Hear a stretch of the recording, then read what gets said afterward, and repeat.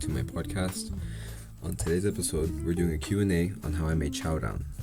So, last time I was talking about how I came up with the idea to make Chowdown and the creative process behind that. But it seems like I missed some spots, so I'm doing an episode on some of my frequently asked questions.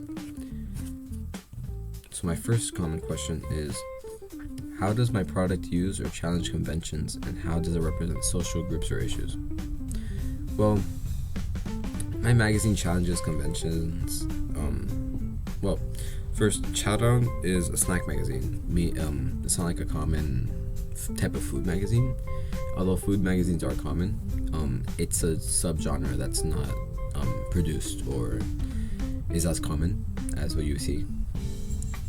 Additionally, I try to stray away from the fancy, sophisticated style, like the normal, like graphically, of most food magazines. I think they're too serious. I think food should be something that's fun and enjoyable. So I made my graphical style very playful and lots of colors and like silly little, like the way that we formatted everything, like the app, like having a picnic and stuff, and just silly little graphics. I think people now, especially like young adults, they like wrap themselves in this bubble of like, oh, you have to be super serious, and they forget to have fun and enjoy the little things like food. That's somewhere we can find a lot of fun, I think. I think every young adult growing up can use a little bit of color and fun in their life. A little silly treat too. Additionally, I think people eat a bunch of like prepackaged junk because it's quick and it's easy. So I wanted to offer some easy, quick, fun snacks so that my audience can break free from this like loop and bubble that they put themselves in, and so that they could take like healthy snacks too, and that's like they could take it in their own hands. Another question I get all the time is, how does my product engage with audiences, and how would it be distributed as a real media text? Well, I think my product engages my audience in like by encouraging them to like take like to reintroduce some fun and playfulness back in their lives, since like the whole like they're too serious, right, and they don't like have fun anymore. And I encourage my audience to get back into putting effort in their snacks and getting creative with them by giving recipes, inspiration, and articles that are fun to read, because I think that most articles don't. Like most articles in magazines I wouldn't read. So I wrote stuff that I think that I would enjoy. Furthermore, I would print my magazines out. I would distribute them physically, since it's like a cookbook and it's nice to have like on paper. I think I would like them. And I thought to maybe include like a free shopping list next to where the magazine would live in the store, to engage with my audience, and like, hey, like, look, here's a list of the stuff you need for this book, and maybe they'll try it out. And I would distribute these at like a grocery store or somewhere you can buy the ingredients. It's more convenient. You can just pick it up over there.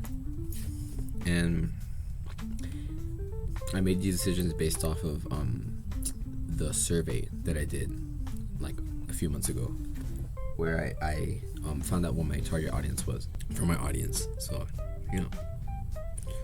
I think distributing it in stores would be ideal. Some other questions I got was how my production skills developed throughout the project.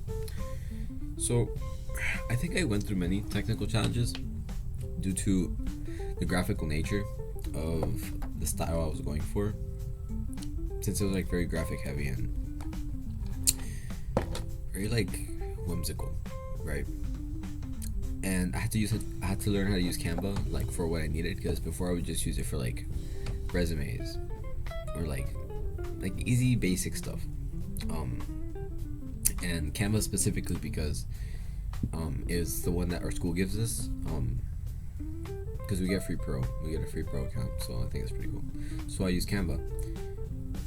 I think Canva has its flaws, and I had to learn how to get around those, such as a lack of masking features. That sucked. I had to like figure out a way to fix that or get around it, and I learned how to use Canva to its full potential, and I'm really confident in my ability to use Canva now.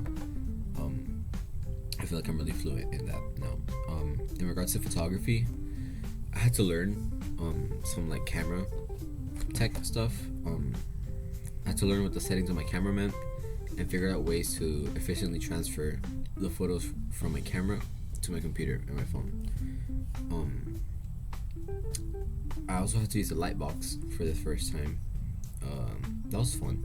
I learned how to take some like product photography where it was like you put the thing that you want to take a picture of and then in the white room, and then you remove the background, and then you just have like a plain like transparent image of it, and it worked for what I was going for. Also learned how to edit my photos better with a free like Photoshop adjacent type app called Photopea. That's how I did the letters. I mean, not the letters, the numbers for my my table of contents. Because in the numbers you can see it's like a picture. I took those with my phone because my camera broke, so I had to make do with what I had. And I learned how to like create a good like fluent workflow that worked for me. And I also learned how to use edublogs, which was like a whole new medium to me. I had no idea how to blog before, so it's pretty fun. You just spit out your ideas onto paper while you're creating something. I think that's pretty fun. And yeah, it's really easy. Edublogs was a really user-friendly app. And finally, how did I integrate technologies, software, hardware, and online in this project? I used a bunch of technologies to create Chowdown to give me the look and feel that I want. For hardware, I used my Nikon Coolpix L24 for photography. It is an older camera. Let me see if I can find it actually. It is an older camera, but I think that bit of grain, that it gives me, like it works really well for what I was going for.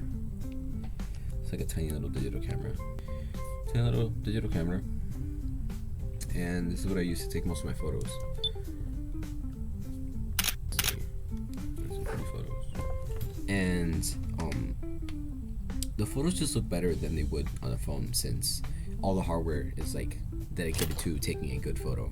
Rather, on the phone, it's worried about battery efficiency, like how big it is, like just like keeping the phone thin, whatever. So I just opted for this little digital camera that I had, and it does have some grain, but I think that goes with the feel that I was going for. I did need to use my phone for some photos though. The photos specifically, some of the photos for my table of contents, since my camera had died